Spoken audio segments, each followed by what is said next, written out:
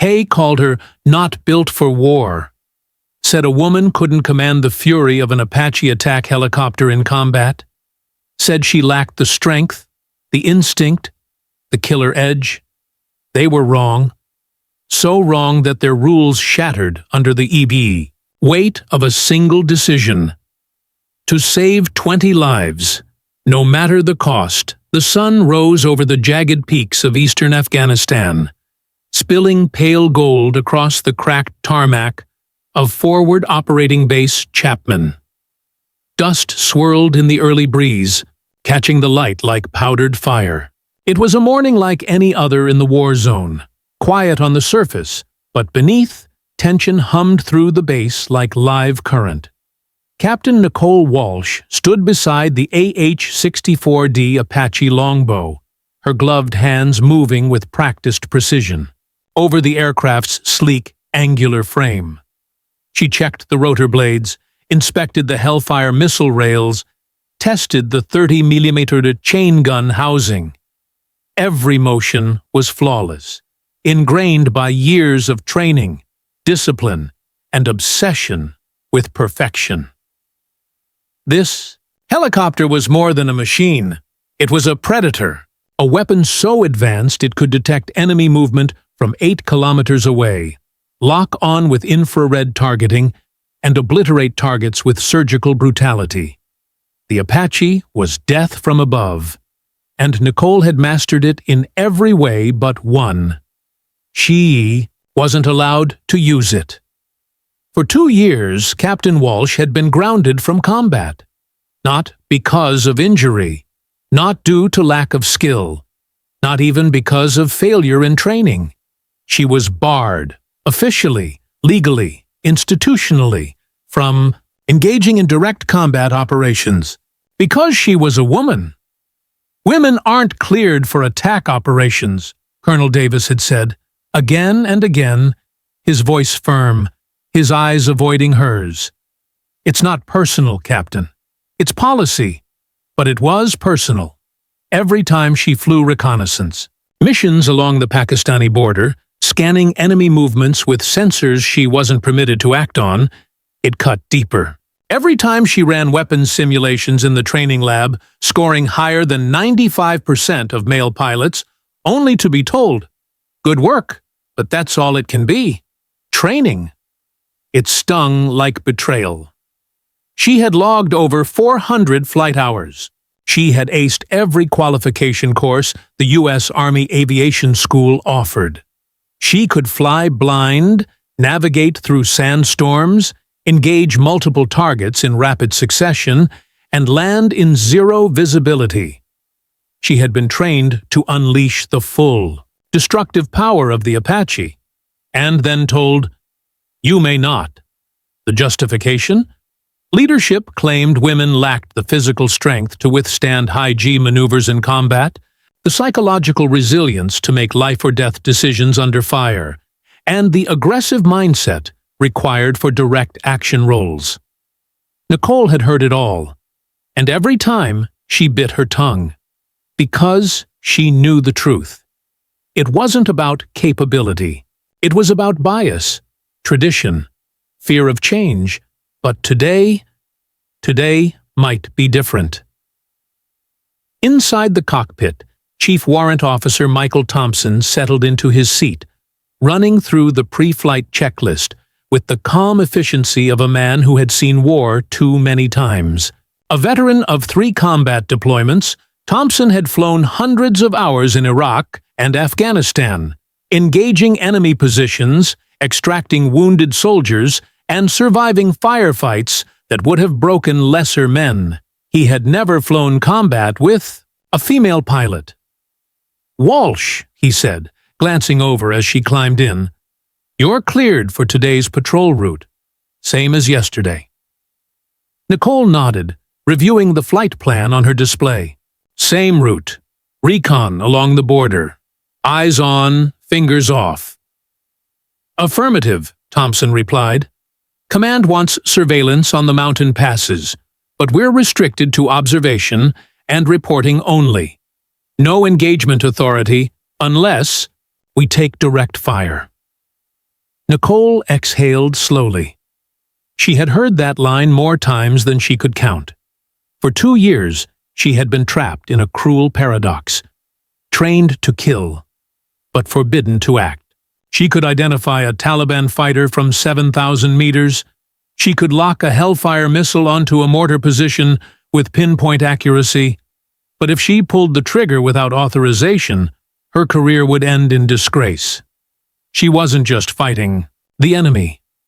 She was fighting her own chain of command. As the twin turboshaft engines roared to life, the Apache lifted smoothly off the tarmac, its rotors slicing through the thin mountain air. Nicole banked northeast, following the designated flight path, just close enough to potential conflict zones to gather intelligence, but far enough to stay within the boundaries of policy. Thompson monitored the radio frequencies, scanning for emergency traffic. Nicole did the same, her mind sharp, her instincts on high alert. She had been trained to respond to distress calls, not to act on them, but to report them. Still, she listened, because in war, the unexpected always comes. Then it came. A crackle over the emergency frequency. A voice, strained, urgent. Any aircraft. This is Bravo Company. We are surrounded by overwhelming enemy forces, heavy casualties, no extraction available, 20 soldiers trapped. Coordinates follow, requesting immediate close air support. Nicole's blood turned to ice. She pulled up the coordinates. The display blinked red. 15 kilometers from their current position. Well within range. The Apache could be there in 8 minutes, but it wasn't in their patrol zone, and she had no combat clearance. "Walsh," Thompson said, voice low, "that's outside our area. We'd need command approval to divert. And given your status, it'll take at least 30 minutes. Maybe more." 30 minutes. For 20 soldiers surrounded in a valley, outnumbered and running low on ammo, 30 minutes was a death sentence. Nicole stared at the screen. The terrain was brutal. Steep ridges, narrow escape routes, perfect for an ambush. And the Taliban had set one. Intel reports later confirmed it. Over 200 fighters, with heavy machine guns, mortars, and RPGs, had encircled Bravo Company in a carefully planned kill zone. "They're not going to make it," Thompson said quietly. "If no one shows up in the next 10 minutes, they're gone." Nicole didn't answer. She didn't need to. Her mind was already racing. She looked at the fully armed Apache, the Hellfires loaded, the chain gun ready, the sensors live. This machine was built for this moment, and so was she. But the rules said no. She turned to Thompson. "If we go in, we're violating direct orders. We could lose our careers." Thompson met her gaze. "I've never flown with a pilot who scored higher in weapons training. You're the best I've seen. And if we don't go, 20 Americans die." Nicole took a breath. Then she banked the Apache hard to the right. "We're going in." "Fight-leader." Apache screamed over the mountains at low altitude, hugging the terrain to avoid radar detection. Nicole flew with precision, every movement calculated. She knew the risks: enemy anti-aircraft fire, command backlash, court-martial. But she also knew what was at stake. Bravo Company was out of time. As they closed in, Nicole activated the longbow radar and thermal targeting system. The screen lit up. Enemy positions everywhere. Machine gun nests on the northern ridge. Mortar crews dug into caves on the west. Snipers hidden in rock formations. And in the center of it all, a small cluster of heat signatures. American soldiers pinned down, fighting for their lives. "Bravo Company, this is Apache 77, Nicole transmitted. "We are inbound for close air support. Prepare to mark enemy positions." The response was immediate. "Apache 77, "Bravo, Company! We have enemy in 3 directions. Approx 200 Taliban fighters, heavy weapons, mortars. Ammo's low, multiple trod. Casualties. We need help now!" Nicole locked onto the northern ridge. The machine gun positions were suppressing American movement. She armed the 30mm M230 chain gun, capable of firing 625 rounds per minute. "Bravo! Keep your heads down. Engaging North Ridge." The Apache dipped, Nicole pulling into a shallow dive. The chain gun roared to life, a stream of explosive rounds, tearing through the air. The first burst silenced a machine gun nest. The second wiped out a firing position. The third cleared a trench line. Apache 77. "Enemy fire from the north is gone. We can move," came the radio call, thick with relief. But Nicole wasn't done. "Thompson, prep Hellfires. We need to take out the mortars. They'll adjust fire as soon as Bravo moves." The Apache carried 16 AGM-114 Hellfire missiles, precision-guided, armor-piercing, capable of destroying hardened targets from 8 kilometers away. Nicole had trained with them for months, but never in combat until now. "Target designated," Thompson said. "Mortar positions to the west." "Missile away," Nicole announced. The first Hellfire streaked across the sky, a firebolt of justice. It struck the primary mortar crew, exploding with brutal force. The second missile eliminated a backup position. "Apache 77, you just saved our lives. Mortar fire has stopped." But Nicole knew the battle wasn't over. Thompson's voice cut through the cockpit. "Walsh, I'm seeing movement from multiple directions. Reinforcements, possibly 400 enemy fighters converging. Bravo's about to be outnumbered 20-1. Nicole's jaw tightened. She wasn't just fighting to suppress. She had to dominate, to terrify, to make the enemy believe that staying meant death. "Bravo, Company, this is Apache 77. Stay in cover. We're clearing the entire area." For the next 20 minutes, Nicole unleashed hell. She strafed enemy concentrations with the chain gun. Her aim so precise, she could eliminate a single fighter without risking nearby friendlies. She launched hellfires into caves, turning hideouts into tombs. She fired 2.75-inch rockets into massing enemy groups, scattering them like dust in a storm. Each run was flawless, each strike devastating. Thompson watched the kill count rise. "We've eliminated roughly 150 enemy fighters, but we're down to 4 Hellfires and 200 rounds of 30mm. Nicole didn't flinch. "Bravo.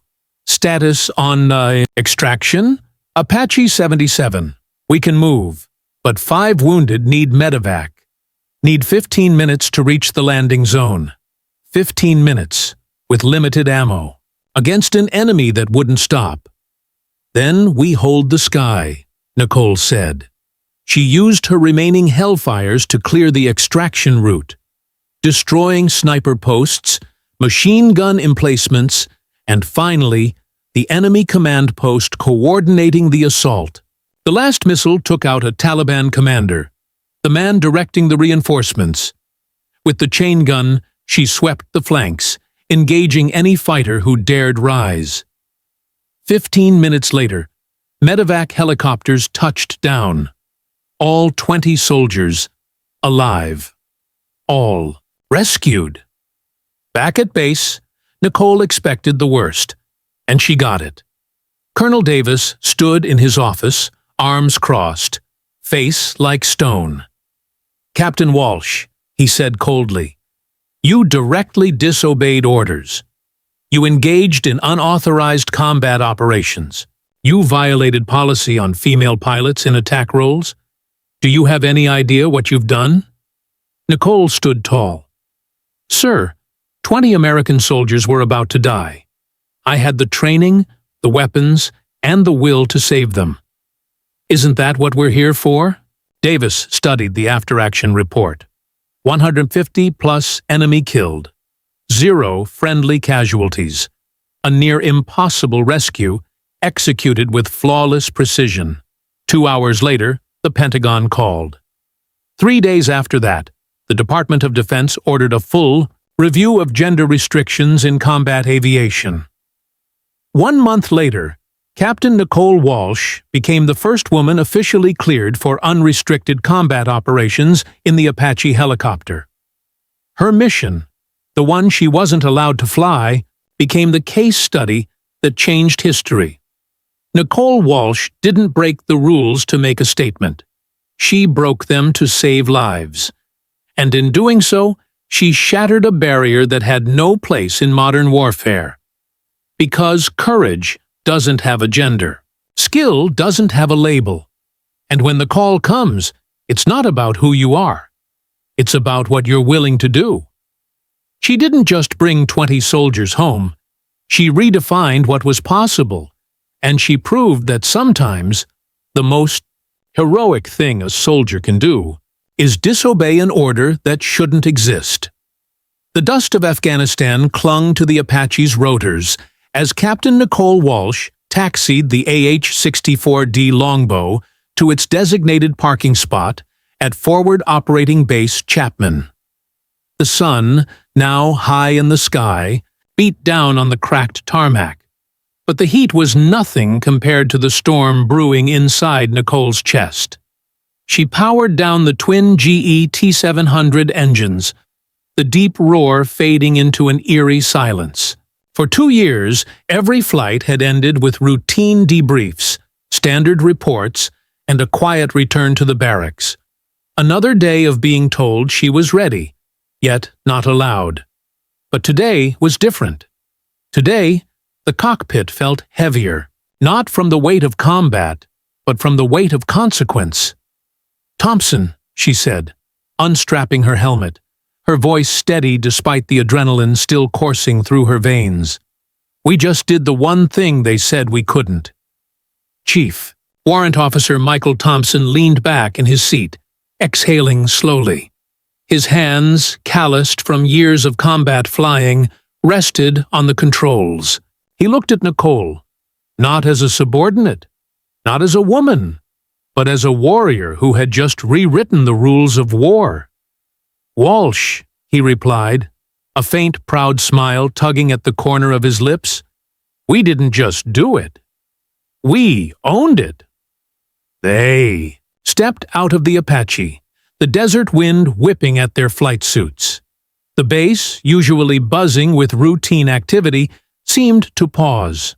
Soldiers paused mid-step. Mechanics stopped their work. Even the distant hum of generators seemed to quiet. All eyes turned to the Apache, and to the woman who had just flown it into history. Because word travels fast in war. By the time Nicole and Thompson reached the operations tent, the radio traffic had already painted the full picture. Bravo! Company, 20 soldiers surrounded, outnumbered 10 to 1, running low on ammo, with no extraction possible, had been saved. Not by luck, not by a miracle, by a single Apache, arriving against orders and unleashing a storm of precision fire that obliterated over 150 enemy fighters, cleared the kill zone, and held the sky long enough for medevac to arrive. And the pilot? A woman who wasn't supposed to be in combat. 2 hours later, Nicole stood at attention in Colonel Davis's office, the sterile white walls closing in around her. The man who had repeated, "Women aren't cleared for attack operations," more times than she could count, now sat behind his desk, staring at a thick after-action report, the kind usually reserved for Medal of Honor nominations. The silence was thick. Finally, Colonel Davis looked up, his face unreadable.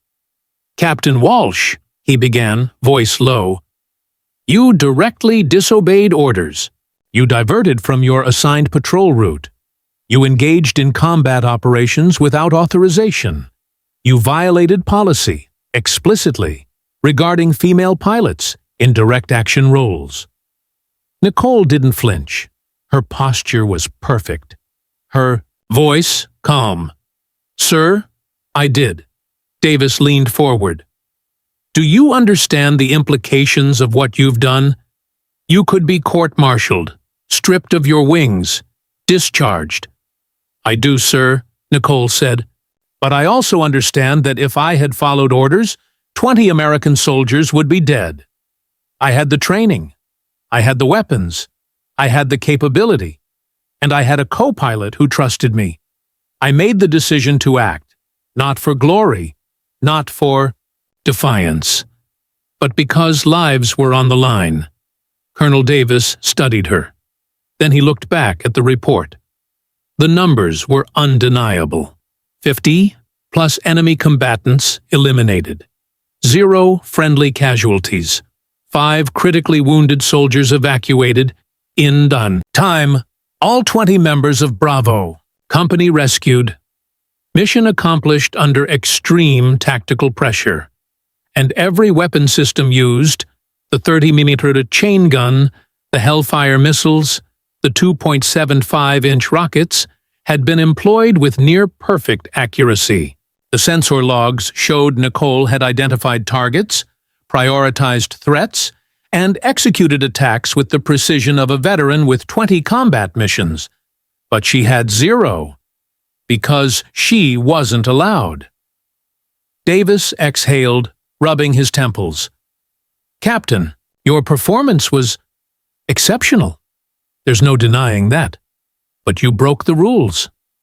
"Sir," Nicole said, "sometimes the rules are wrong, and when they prevent a qualified soldier from saving lives, they stop being rules.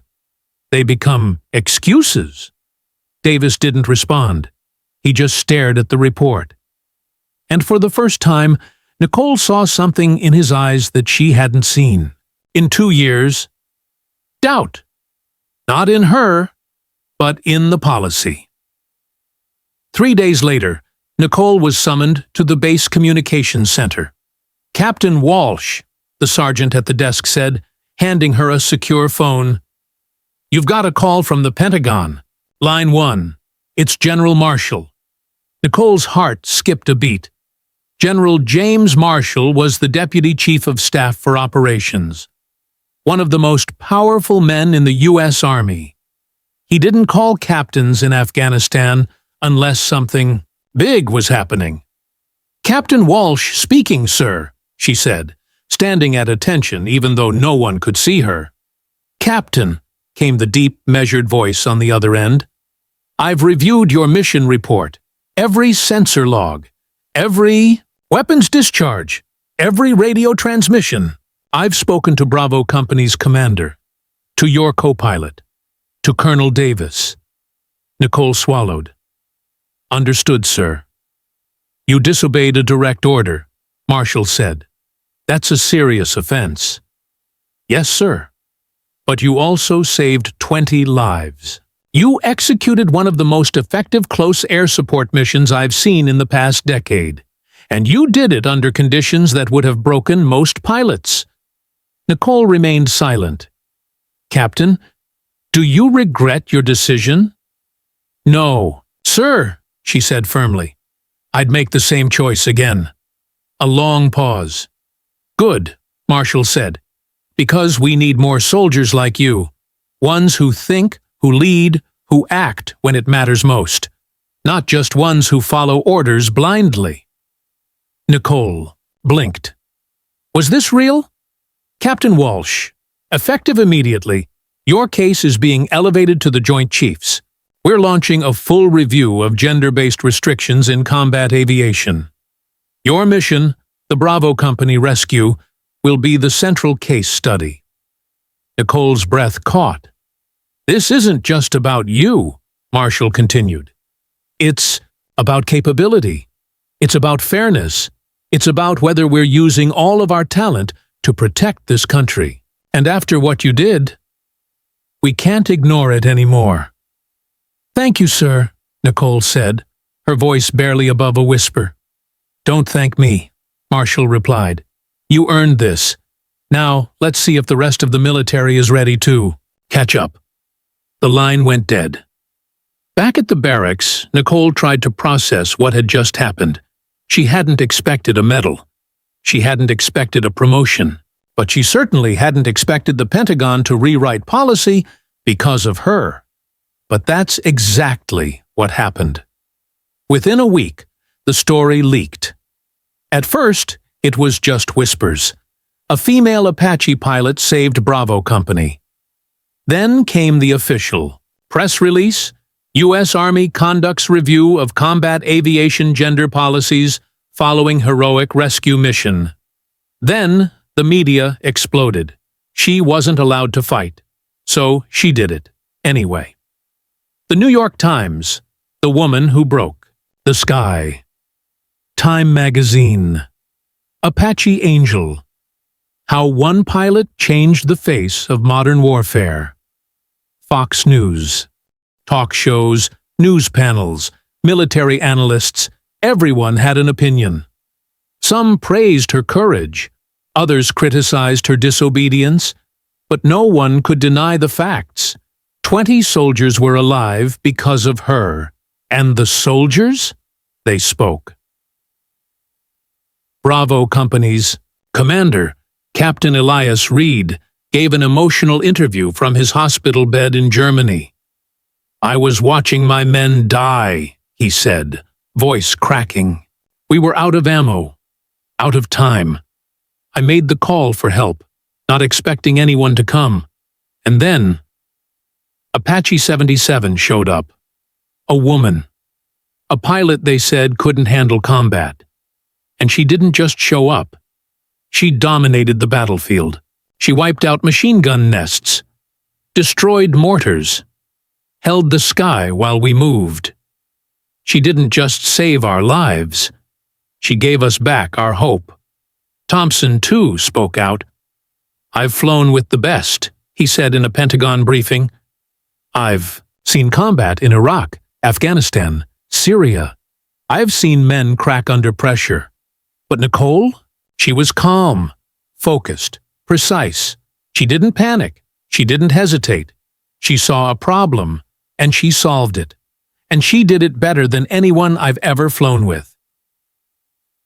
2 weeks after the mission, the Department of Defense issued a directive, effective. Immediately, all gender-based restrictions on combat aviation roles are suspended pending full review. Female pilots with qualified credentials are now eligible for unrestricted combat operations in attack helicopters, fighter jets, and special operations aviation. It was a seismic shift. For decades, women had been excluded from direct combat roles in the U.S. military, not because they couldn't do the job, but because leadership claimed they shouldn't.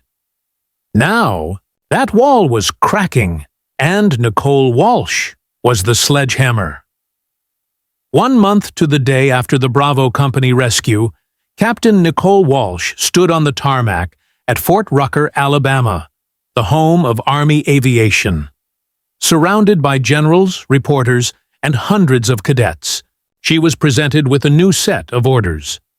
By the authority vested in the Department of the Army, the commanding general announced, "Captain Nicole Walsh is hereby cleared for unrestricted combat operations in the AH-64 Apache attack helicopter.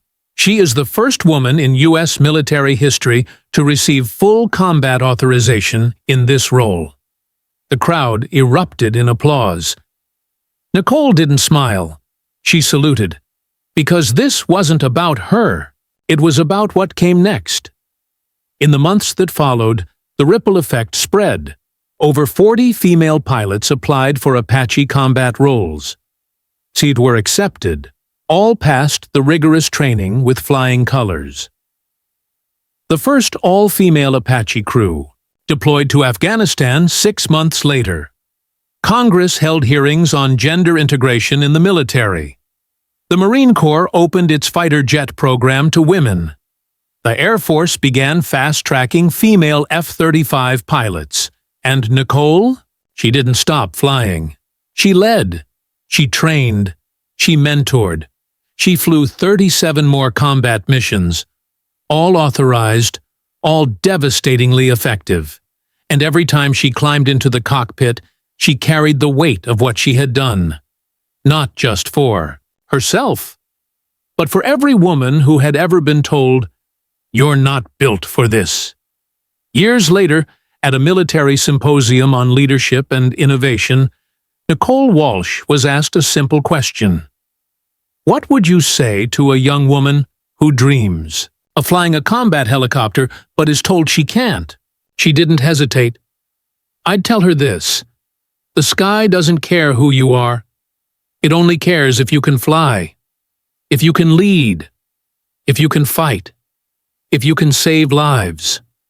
The Apache doesn't ask for your gender before it fires. It asks for skill, for courage, for heart. She paused. And if someone tells you you can't do it, don't argue, don't beg. Prove them wrong. Because sometimes the most powerful thing a soldier can do is disobey an order that shouldn't exist. The room fell silent. Then, one by one, every officer in the room, men and women, veterans and cadets, rose to their feet and saluted.